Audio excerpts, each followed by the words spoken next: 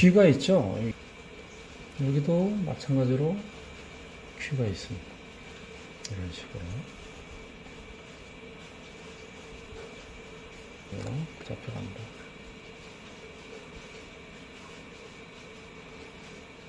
이런 식으로. 어깨.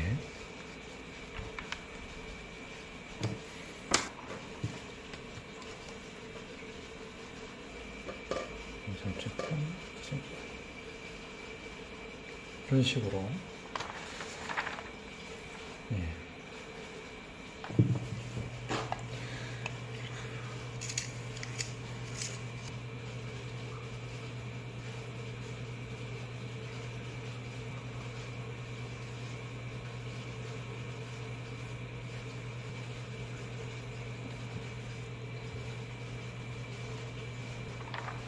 물이 있죠? 예. 물 있는 자리에 물이 있습니다. 그래서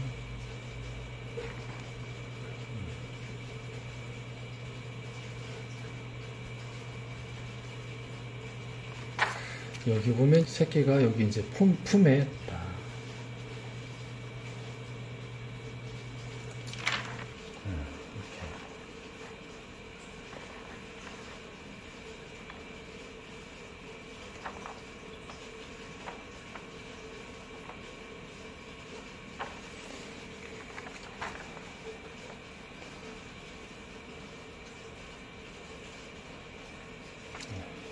여기도 마찬가지로.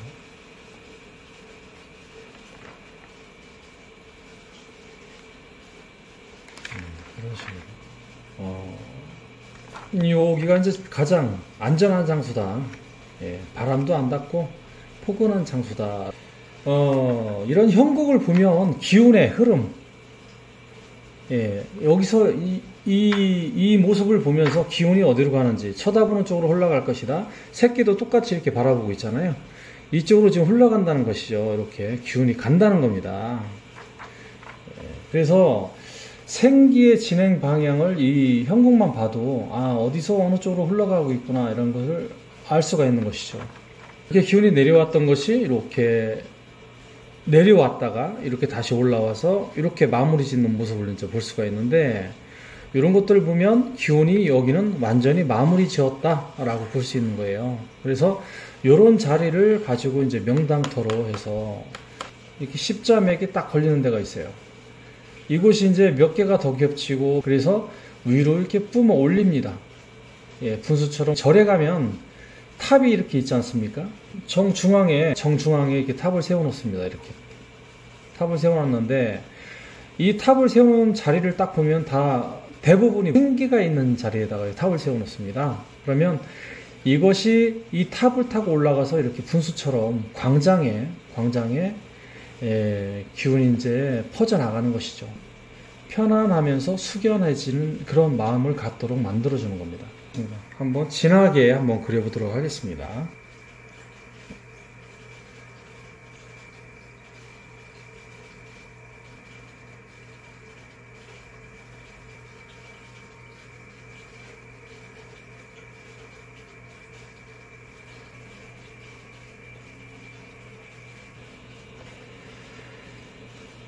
근데 손이 떨려가지고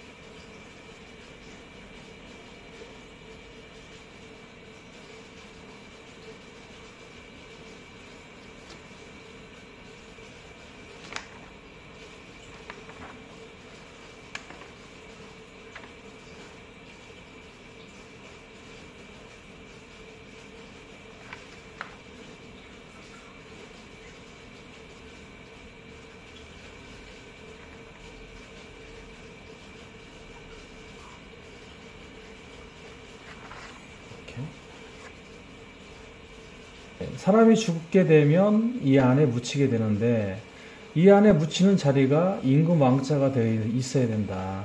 적어도 3개 이상은 되어야 된다. 또 십자에는 묻혀야 된다. 십자매 하나라도 되어 있는 생기가 있는 곳에 묻혀야 된다. 그런 곳에 장사를 지내야 된다는 것이죠. 그럼 이 생기라는 건 무엇이냐? 이 생기라는 건 무엇이냐? 이해를 하기가 참 어려운 부분인데, 우리가 생각을 한번 해보자는 것이죠. 우리가 명당 자리를 보면은 그 땅에 생기가 있는 자리는 이렇게 태극훈이 생깁니다. 태극훈이. 이게 만나는 부분에 이제 이렇게 묘를 쓰는데 여기 이제 생기가 이렇게 흘러가죠. 그래서 그 자리에다 이제 쓰는 것인데 이 태극훈이라는 게 뭐냐? 그럼 이 태극훈은 무엇이냐? 무엇을 닮아서 이 태극훈이 생긴 곳에 생기가 있고 거기서 어떤 것이 변화무쌍한 일이 생기는가?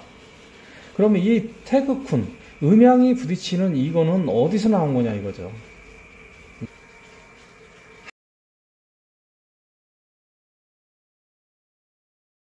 하늘을 보면 은하수가 있죠. 은하수가.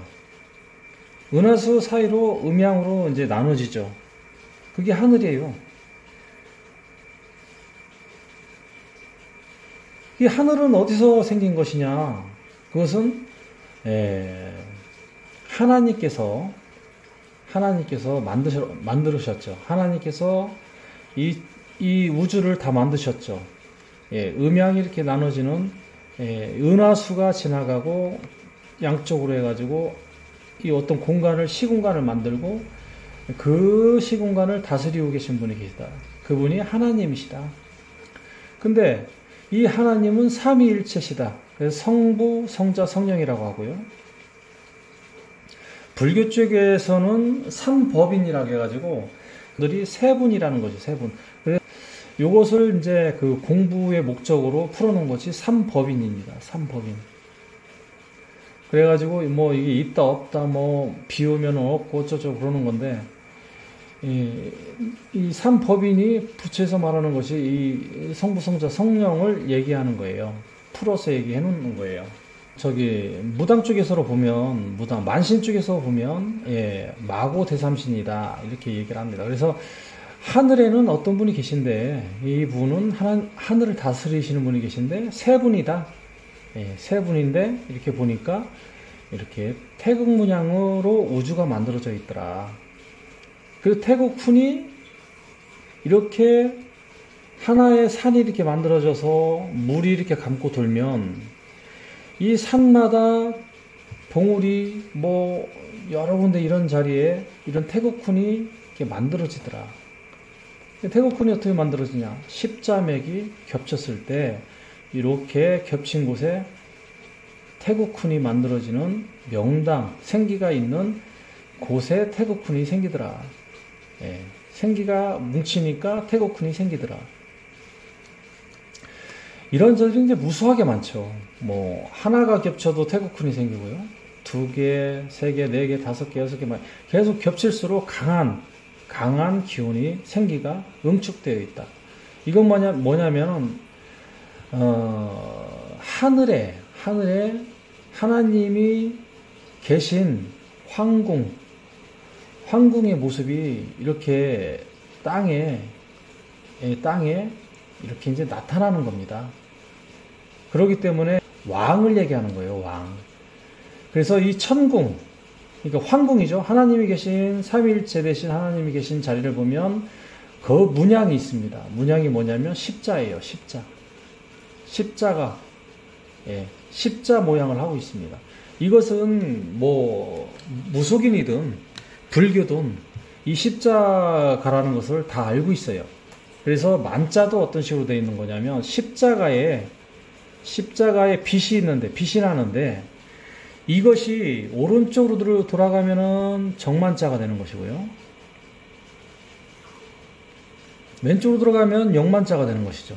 이렇게 영만자가 되는 것이죠. 그래서 이 만자도 십자가의 빛을 발하고 휘전하는 것을 상징하는 것이죠. 이게 장인공이라고도 있습니다. 무당에서는 이제 장인공을 쓰는 것인데 이 장인공은 말 한 장이죠. 말 한 장에 사람인 두 사람이 타기 때문에 무당무가 되는 겁니다. 그래서 무당무.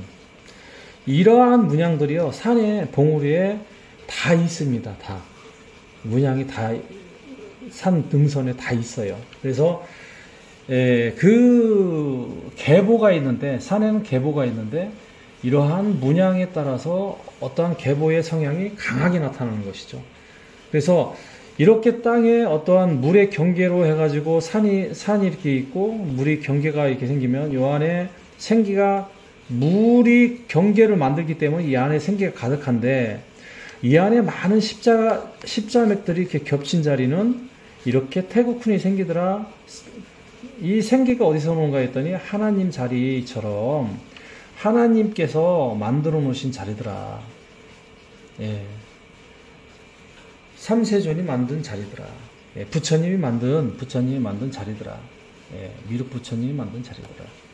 그러니까 이름은 다르지만 모두 무슨 얘기를 하는 거냐면 예. 이 십자맥 십자맥이 있는 곳에는 태국훈이 생기는데 이것은 하나님의 성품이 있는 자리더라. 예, 임금이 있는 자리더라. 임금께서 계신 자리다. 그래서 이렇게 생기가 있는 자리는요, 이 자리에는 기가 있고 영이 있어요. 예, 이 영들이 이 자리에 있는데 이 영이 예, 보통 영들이 아니죠. 그래서 이 십자맥이 많이 겹쳐서 왕기가 있는 것은 등급이 높은 영들이 거하는 곳입니다. 그래서 이런 자리에다가 사람을 이제 장사 지내게 되면 여기에 상당히 높은 지위에 있는 영들이 타고 나오는 거예요. 누구로? 그 사람의 자손으로. 자, 우리가 이제 여기다가 집을 짓는다고 했잖아요. 이 집을 이렇게 십자맥에 있는 곳에다 집을 이렇게 짓고 망자를 여기다가 넣게 되면 이 뼈가 없어질 때까지는 이 사람이 집이 되는 거예요. 그래서 여기에 생기를 가지고 기를 가지고 영들이 사용을 하는 겁니다. 기를 하는 것이죠. 다시 말씀드리면은 십자맥은 하나님의 성품이 드러나는 곳이다. 생명이 나타나는 곳이다. 생명이 생하게 해주는 기운들이 가득한 곳이다. 그 생하게 하는 건 뭐냐? 하나님으로부터 온 것이다. 십자맥에 기운이 뭉쳐서 이렇게 생기가 뭉친 자리는 태국훈이 생긴다. 생명을 나는 그런 역할을 해주는 것이다. 이 안에는 고귀한 상당히 등급이 높은 영들, 제석천에 있는 천국에 있는 영들이 이제 내려와서 일을 하기 위해서 이제 거하죠. 이런 곳에는 거합니다. 예, 여기다가 이제 사람을 이렇게 모시게 되면 이 땅에 있는 이런 영들이 이 사람이 집을 짓고 들어와 있기 때문에 이 사람을 통해서 씨앗을 퍼뜨리는 거예요. 씨앗으로 나타나서 자손이 이렇게 이제 고귀한 높은 영들이 이제 타고 나오는 겁니다. 타고 나올 때 여기 이제 이 기를 갖다 쓰는 거예요. 기는 뭐냐? 기는 영들이 먹고 타고 다니고 쓰고 막 그러는 겁니다. 처음에 제가 이제 호랑이 현국을 할 때 천신을 한번 그렸죠. 천신이 뭐를 쓰고 있냐면 무슨 옷을 입고 있냐면 호랑이 가죽을 입고 있는 거예요. 예, 호랑이 가죽을 입고 있는 모습을 하고 있다. 천신이. 먹기도 하고 타고 다니기도 하고 쓰다듬어 주기도 하고 그렇습니다. 그래서 동물, 기가 뭐냐? 예, 이것은 거친 기운인데 이것은 바로 동물입니다. 동물이라고 보시면 돼요. 동물. 이 기를 운영하는 존재가 있죠. 그것이 영입니다. 저 사람은 뭐 기운이 좋아. 예. 그 기가 사람은 아니잖아요. 예. 음식을 많이 먹으니까 기운이 나더라. 음식이 내가 아니잖아요. 이것을 먹고 기운이 난 존재가 있죠. 그게 이제 혼이죠. 예.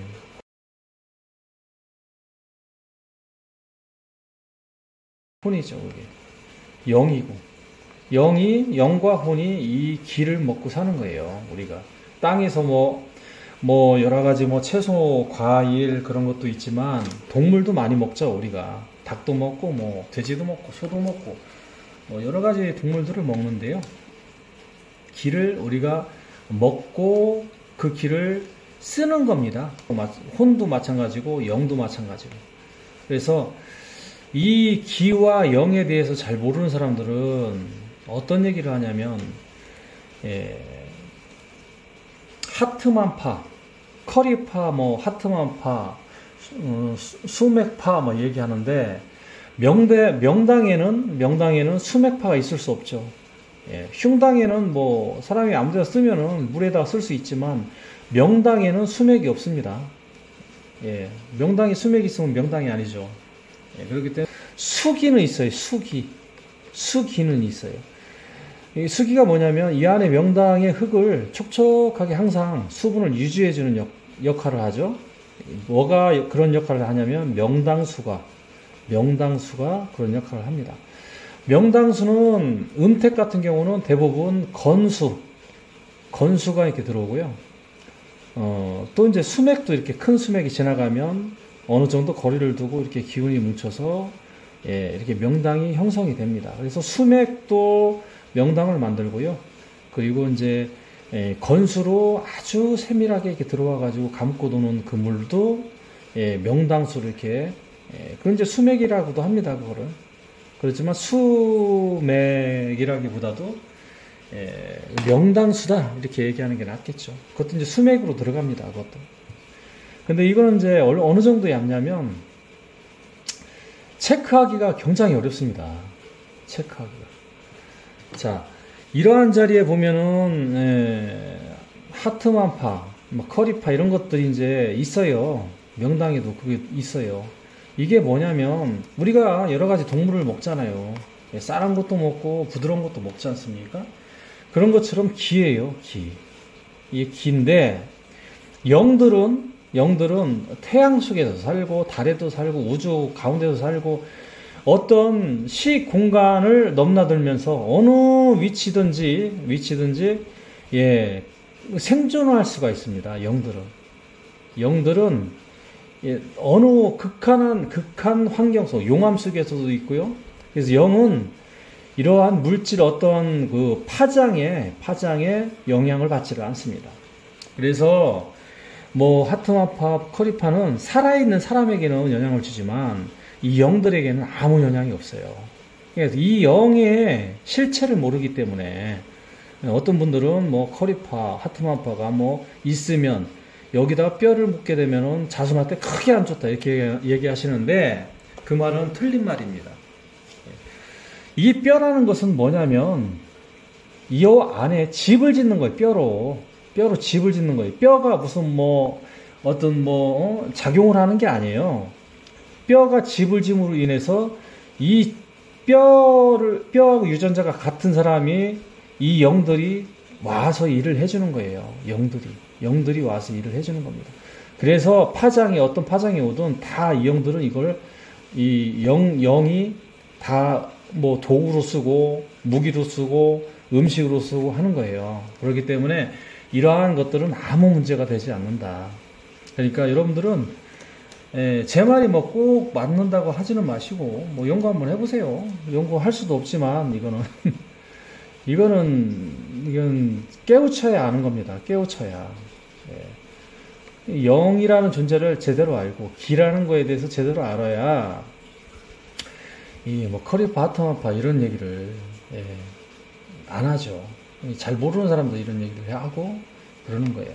이렇게 하나님의 성품이 가득 있는 생기가 가득한 곳에 모실 수 있는 능력을 빨리 키우셔서 많은 사람들을 구제해 주는 것. 그러니까 죽게 되면 십자맥에 들어가야 되죠. 태어날 때는 십자가를 지고 태어나야 돼요. 살아갈 때는 이 십자가를 진 거를 이루어야 돼요. 또 바라보는 것은 십자가를 바라보고 살아야 된다. 십자가가 기독교 십자가. 그죠? 만자도 십자가라고 말씀드렸죠. 장인공, 무당무도 무당무도 했어요. 이러한 그 위치에서 제대로 뭐 기독교든 불교든 무당들이든 이러한 분들이 잘해야 된다. 리더로 영적인 어떤 리더로 잘 이끌어 주셔야 된다. 그래서 사회적으로 문란하게 하지 마시고 잘해야 된다. 하나님 얼굴에 먹칠하면 안 된다. 다 받는 것이다.